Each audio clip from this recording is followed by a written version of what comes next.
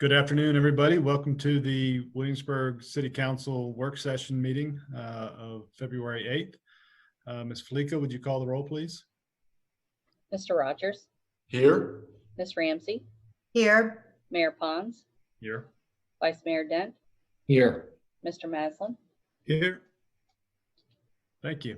Item 3 on the agenda, items for City Council meeting. Mr. Trivett, do you have a preview of the upcoming meeting?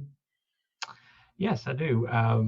We've got a couple of items of interest on the agenda for Thursday. One of them is an item that we have added today for presentation during the city manager report.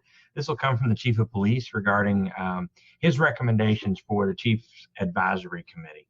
And then we'll have 3 action items for the day. One will be to move ahead with the interim agreement on the demolition and construction of the fire station, a budget amendment, as well as the consideration of both an ordinance and a resolution to enact the city's public art program. Thank you. Any questions for Mr. Trivett on that? No. Okay. Anybody on the line? Mr. Barham? No, sir. For public comment? Okay, hearing none, we'll move on to item 4 is presentation and background presentation and discussions. Today we have the Health and Human Service Partnering Agency recommendation, and then also the Williamsburg Area Arts Commission request. And so with that, Drew, do you want to go to anybody, or does it go right to Wendy? Actually, today's report is going to be we're going to be kicking that off with Ms. Valentine from Human Services. Okay. Good afternoon, everyone. Good morning. Good afternoon. I know this is incredibly fast. To Mayor Pons and council members, for those of you that I've not yet had the opportunity to meet, my name is, of course, Deanna Valentine, and I guess it's safe to say that I'm still the relatively new Director of Social Services and Deputy Director of Human Services for the City of Williamsburg. Joining me today are Susan Gennaro, Chair of the Social Services Advisory Board. The Williamsburg Social Services Advisory Board is pleased to present you all with the funding recommendations for fiscal year 2022 partner agency funding. This year, the advisory board consisted of 2 new members. This was the first time that these 2 members, Mr. John Morgan and Mr. Thomas Liu, as well as myself, participated in this process. As in previous years, the board has made their recommendation based on 5 key considerations. The first is, does the agency provide both necessary and direct service to city residents? The second, are the services non-duplicative and cost-effective to city residents? Third, are the services provided by the agency prompt, accessible, and affordable, with no one being denied due to an inability to pay? This includes free services or sliding scale options for individuals. Fourth, does the agency work closely and network with the city's human services staff and other agencies, so not to cause duplication or fragmentation of services? Fifth, is the amount of funding the city provides proportionate to the amount that neighboring localities provide, relative to the percentage of citizens served by the city and other localities? We're looking very closely at the number of city residents served by each program. This year, in addition to these key considerations, the board also recognized the increase in services, clients, and the need to change service delivery options due to the COVID pandemic. In fiscal year 2021, the city funded 15 outside agencies in the health and human services area. The total funding for these agencies equaled $461,650, with the majority of the funding being provided to help support Old Town Medical Center and Colonial Behavioral Health. Ms. Gennaro will provide some additional information regarding the deliberations and the board's final recommendations. Ms. Gennaro. Thank you, Deanna, and good afternoon, Mayor Pons and council members. This year, thank you. This year, the board was tasked again with reviewing applications for all 15 currently funded agencies, as well as 1 new agency, 3E Restoration. Included in the agency funding requests is the Peninsula Commission on Homelessness.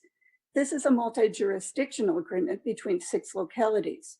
The ongoing commitment to this agreement remains at $2,759 per year. Of the 15 currently funded organizations, 7 of the applicants requested an increase in funding for fiscal year 2022. However, in light of the city's budget constraints, we are recommending level funding for all of the applicants except 3. The board realizes that it has been several years since agencies have received an increase in funding. However, the current recommendation is to only increase funding for Peninsula Agency on Aging and Williamsburg House of Mercy. The recommended increase for both PAA and Williamsburg House of Mercy is $3,000 for each organization. The increase in funding will provide necessary software upgrades and match funding requirements for Peninsula Agency on Aging and aid in assisting the significant increase in clients being served by the Williamsburg House of Mercy's Homeless Services and Crisis Assistance Program. Both PAA and House of Mercy serve some of the most vulnerable populations in our community. PAA provides transportation assistance through Access Williamsburg and helps to ensure that homebound residents receive healthy meals delivered through Meals on Wheels program. In addition, PAA provides supportive mental health check-in call-ins for clients. There has been a significant increase in the need for these calls during the pandemic due to the unexpected and prolonged isolation faced by members of our community as a result of the coronavirus. The food, transportation, and housing case management provided by House of Mercy are invaluable necessities to families in the community. Many times when individuals come to the Human Services offices, the staff are coordinating services with House of Mercy to meet client needs. The committee also recommends funding the new funding request for 3E restoration. The organization initially requested $30,000 to assist in developing a pilot program with the Human Services Department directed at homeless outreach services. However, as the plan is still in its infancy, the board was not prepared to fully fund the organization's request. The board recommended funding in the amount of $2,000. 3E Restoration routinely partners with the Human Services Department and other community partners to provide homeless assistance to individuals and families experiencing homelessness and living in extreme poverty. The organization provides emergency shelter, rapid rehousing, and permanent supportive housing, as well as community outreach and recovery services. In summary, the Social Services Advisory Board has taken considerable amount of time to educate new board members about the services and benefits to the community from the organization and review the partner agency requests. Our recommendation is to continue funding the 15 agencies with a $3,000 increase in funding to Peninsula Agency on Aging and Williamsburg House of Mercy, and would support funding the new applicant, 3E Restoration, for $2,000, for a total recommended funding of $467,150. We've all seen the significant impact of the pandemic in our community. These nonprofit organizations consistently, even prior to the pandemic, have played a vital role in improving the quality of life for individuals and families, and providing assistance and ensuring that basic needs are met for our community members. We want to continue to support these nonprofits and their incredible work. I would add that our board met twice, 2 lengthy meetings to debate and consider what we would recommend. We do want to thank you once again for the opportunity to conduct the review of the applications and present you with these recommendations, and thank you. Well, thank you very much, Ms. Gennaro and Ms. Valentine. Clearly this list now, including 3E Restoration, is a conglomeration of great organizations that certainly do a lot for the people in our community. And as you point out, now more than ever during the pandemic, people have been challenged in ways that they haven't been in the past. And so I can imagine that it's a daunting task for you all to go through and make recommendations on this. And I know that 3 Restoration being new certainly does some great things in the community, but not being able to fund them was probably a tough decision, or to make a recommendation. But congratulations. Thank you for all your hard work. I'll turn to my colleagues in council for any comments or questions. Vice Mayor. Thank you, Mayor. I don't have any questions, but I do want to thank you for the presentation and all of the hard work that was put into this. And it's obvious that your justifications for the increases and not funding certain organizations to the fullest amount, as the mayor pointed out, is a difficult decision, but very important decision. So really appreciate all the hard work and really laying out what those organizations that you've recommended increases, how they're really dealing with the most vulnerable populations, not just during the pandemic, but even prior to the pandemic. So thank you for all your work on this project. Thank you. Yeah, thanks for the review. And it's good to note how all these nonprofits really had to pivot with the pandemic in terms of creativity. How can they respond given challenges to their funding sources, their caregivers, their care receivers? Thanks especially for highlighting the House of Mercy and what they've had to do, especially in terms of providing meals. Can you or Deanna just talk to and give credit to Colonial Williamsburg for the meals that they've been providing the House of Mercy? Because that's really been helpful, having strong community partners like that. Deanna? Yes, sir. I'd be more than happy to. And you're absolutely right. It certainly has taken the help and the assistance of everybody in the community, not just the big community partners, but even individuals as well, to be able to help serve those less fortunate in the community. So absolutely, we'll pass on a word of thanks to to Colonial Williamsburg as well for all that they're doing to help partner with our House of Mercy as well. Thank you. Absolutely. And I don't have any questions either. I just want to echo my colleagues' appreciation for the thorough, thoughtful work that you've done. I've learned over my years on council that can always depend on the Social Services Advisory Board to take a real good look at the request and make very credible recommendations. So fully support what you all are presenting to us this afternoon. Thank you. Thank you. Thank you very much as well, Ms. Gennaro. It's good to see you again, and I understand how much time went into that process of discussing how the allocation will be allocated to some of these organizations. So thank you very much to you and the board for going through that. I think it's a real show of strength for the community that we are able to fund almost every single one at the level that they were previously funded or higher than that level, even while we've had such a downturn in our society with some of our capabilities. So thank you all very much for making sure that we are staying helpful to some of the fantastic nonprofit organizations in Williamsburg.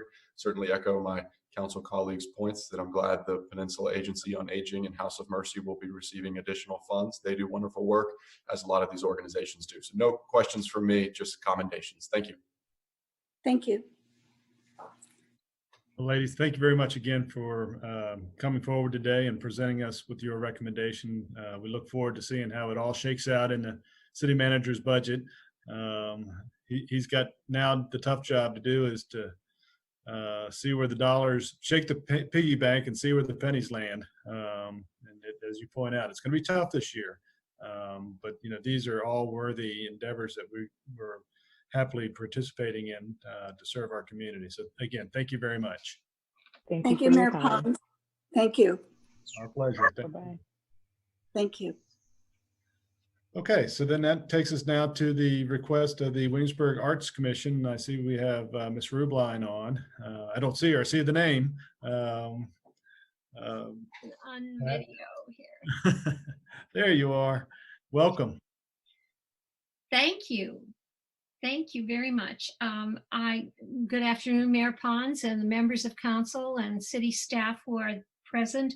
I'm really happy to have the opportunity to fill you in on the activities of the commission of the past year. By extension, the outcomes that we have been able to achieve with our groups because of city funding.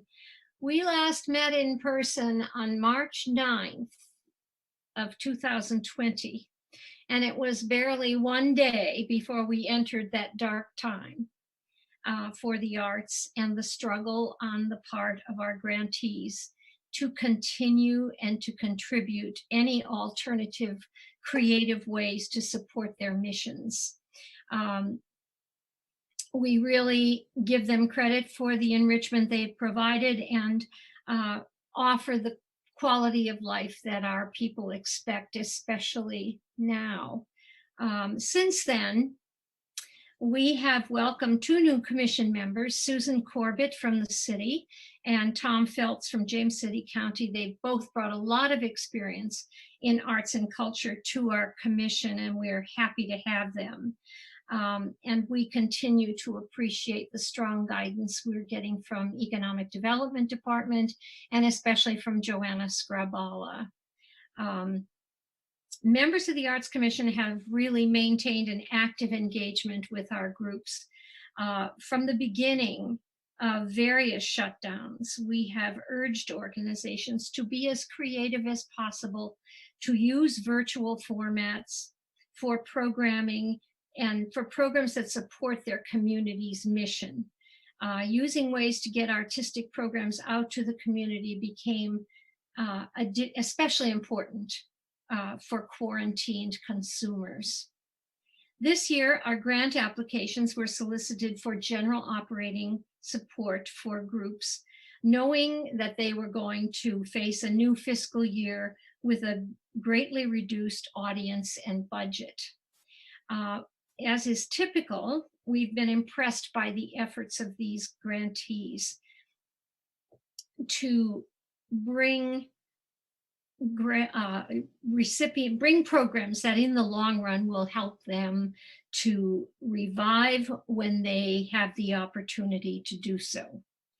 We hope that we will be able to, especially this year, provide a useful forum for grantees that will focus on their efforts to survive and thrive. In their diversity of arts and education presentations, technical workshops, funding, how to seek grant opportunities, marketing, and balancing budgets are issues that will really be needed to help focus on future success. In that regard, some details of interest here. As you have in your materials, the requests, as always, exceeded the amount of our fund. And with the exception of 1 or 2 requests are reasonable in light of applicants' operational missions. In addition, we observe the diversity of the creativity that comes from these groups. You have no doubt sensibly observed the variance of the number of fiscal 22 applicants from earlier groups of grantees. It is no surprise that the pandemic is the central influence in this effect. That influence has itself varied from one earlier grantee to another. A few have received annual support, are unable to project what the new fiscal year will let them be able to do. And so they've chosen a responsible path to defer and plan to reapply next year. Those impacts are a result of distancing and closed venues. So there are a couple who missed the deadline due to lack of communication in a normal business administration setting. And I think we've found some alternative sources for them for application. But the result, if I may use the word conveniently, it is that we have found that those who did apply would be helped greatly by the additional funds from those who did not apply. We would like to be funded equally to last year to fill those needs. That explains our respectful request to provide the Commission with the same fund for fiscal year 22 to enable the redirection of current budget funding. We have considered the uncertainty of when groups can gather as arts and culture consumers. So virtual programming has become the key method for groups to be able to support themselves and promote their work. This forced a big learning curve over the year for many. Websites had to be created. They had to learn programming innovation to provide concerts, dramatic theater, lectures, and classes. Summer programs of young audiences, for example, were aided greatly by the assistance from the Williamsburg Regional Library to offer summer camp. Williamsburg Contemporary Arts Center has enjoyed a large ongoing program of virtual classes, and organizations have held fundraising events via Zoom. You probably participated in a few. Clients have found themselves in need of help to create virtual programs. The Commission has spent a lot of time consulting with groups to help them innovate transitional offerings. Alternatives to live programs have created an alternative economy. While some revived revenue is realized, it is much less than more traditional calendars and virtual efforts we have found do not monetize well. Across Virginia, municipalities are facing the same issues, and they are all working to keep their cultural industry intact. We are aware that City Council knows the value of the arts in our area, and it has been an odd year. On the presumption that things will return to some normalcy, we respectfully request that our budget be maintained at its present level for the upcoming one. We are eager to have our arts return to the rich cultural environment that our citizens have become so accustomed to, and we recognize the economic value of retaining them rather than having to rebuild them. We realize that revenue has faced a downturn on many. The arts and culture of our community is a value-added and value-driven economic asset. Without it, spending revenue drops in many sectors. It is our hope that Council will want the Arts Commission to enable that to increase as much as possible. We will be meeting on February 18th as a commission. It'll be a virtual meeting. We'd be happy to have anybody from Council visit us and give us any direction. And I'm happy to have had the chance to speak to you today. And I can receive comments or questions from any of you. Well, thank you, Ms. Rubline. That was very informative and helpful. I particularly appreciate some of your comments regarding just the need to go virtual with some of their presentations or demonstrations. As a result of the pandemic, we aren't able to gather. And that was kind of a lead into my question, which was, how do you see, and it's hard to predict what the pandemic's going to lay out for any of us, but with the constraints on the budget, the inability to, put on some of their offerings, other than maintenance, how necessary are some of these funds to some of these organizations? I know that these organizations have activities that are ongoing that are expenses, and I can see that these funds would help with the maintenance of and keeping those organizations alive for the future. And I can appreciate that you've requested level funding, but if it had to dip, if the funding level had to dip, how impactful would that be? Well, first of all, we told our applicants that we were only asking them to apply for general operating support.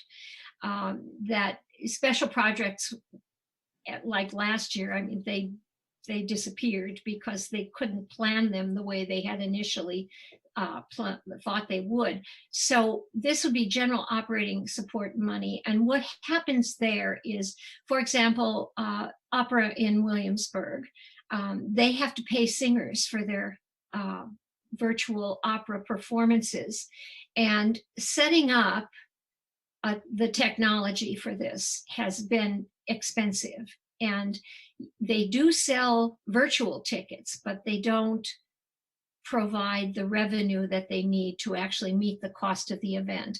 This also is true for the Williamsburg Symphony Orchestra. They are planning to do some virtual programming before, and we just don't know who's going to go live. I had a talk with, I'm one of the liaisons to the Virginia Arts Festival, and Rob Cross tells me that they are planning some very elaborate virtual programs for education, that they're going to work with teachers and use some SOLs to provide programs for kids, which my own personal experience, my grandson in California, he's 6, and so he has a math class, and then they have someone come in and teach them African dancing. And they've had special art classes and things that provide movement. And so this is extra personnel cost, and everybody is worried about having to furlough employees. The Virginia Symphony now has a core group of 20 players.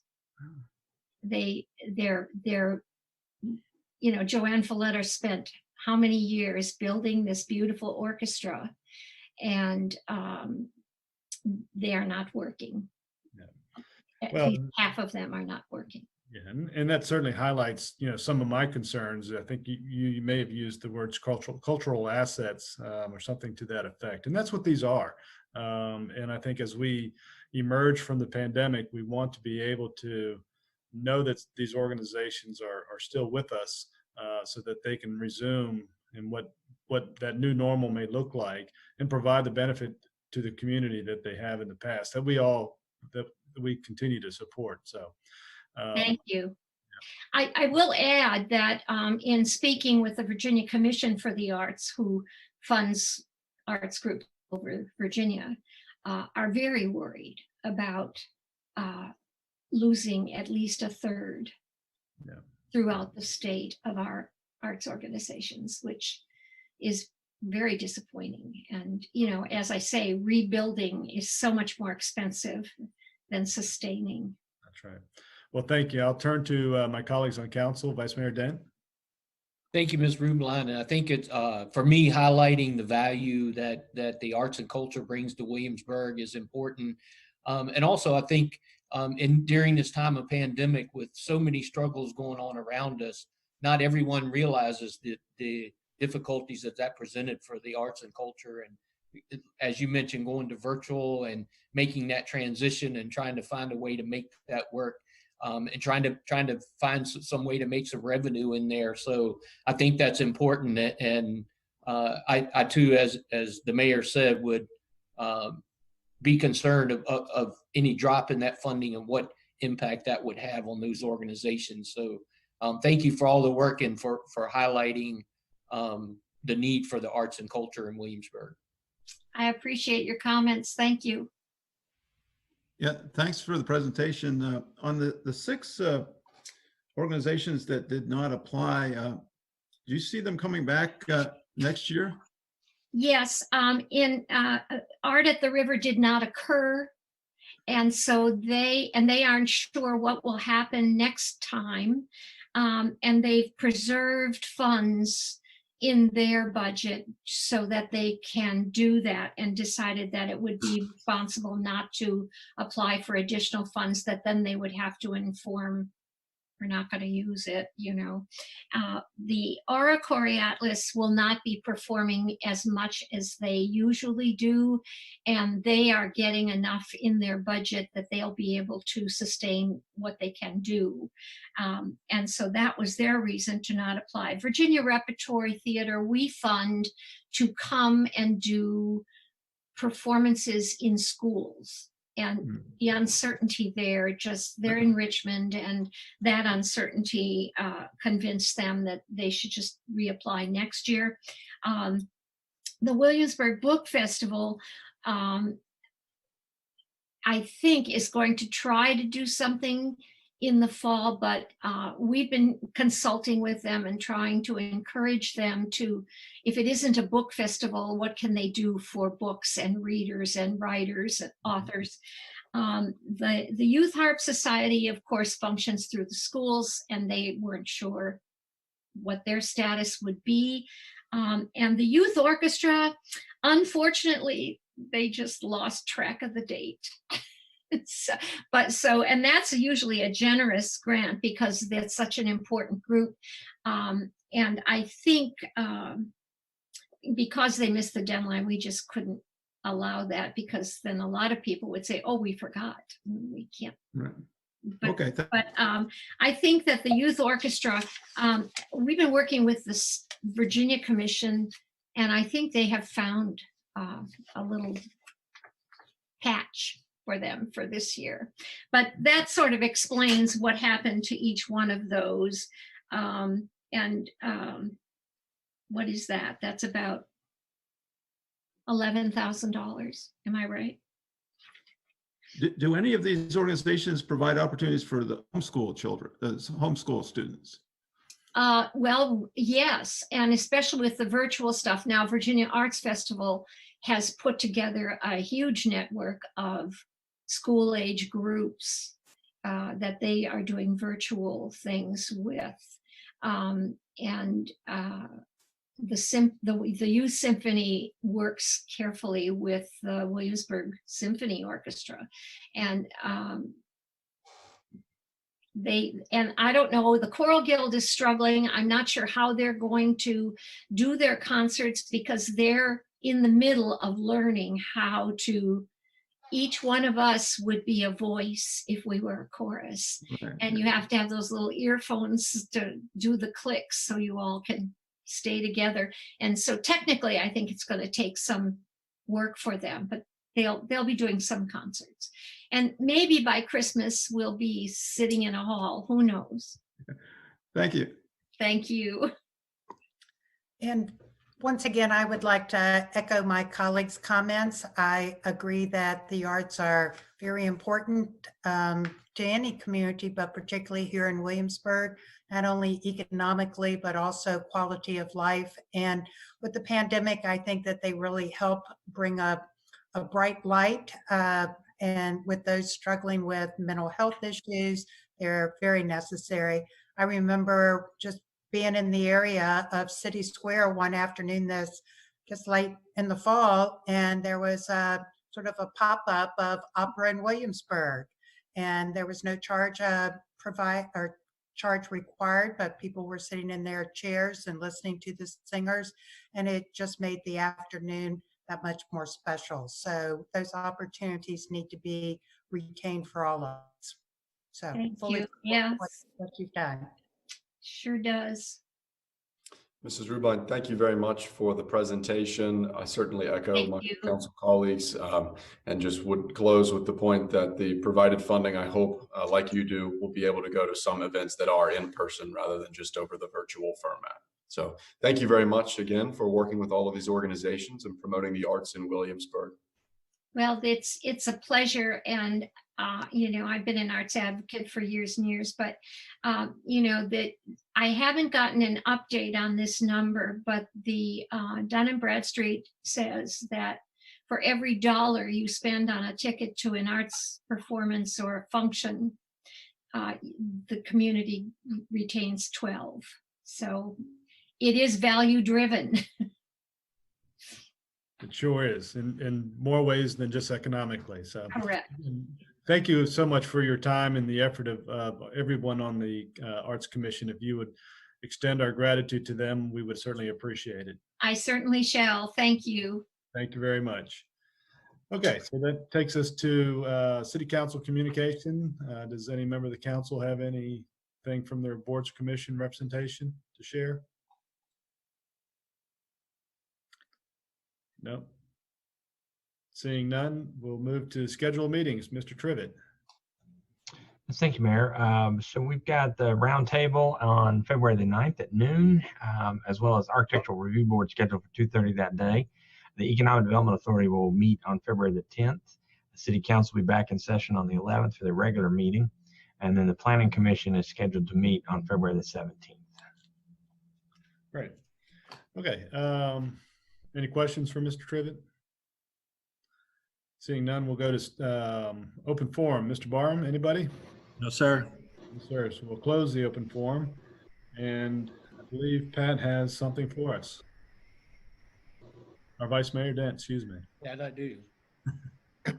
I move to go into closed session pursuant to section 2.2-3711 of the Code of Virginia for the purpose of discussing one personnel matter per subparagraph 1 concerning appointments to boards and commissions.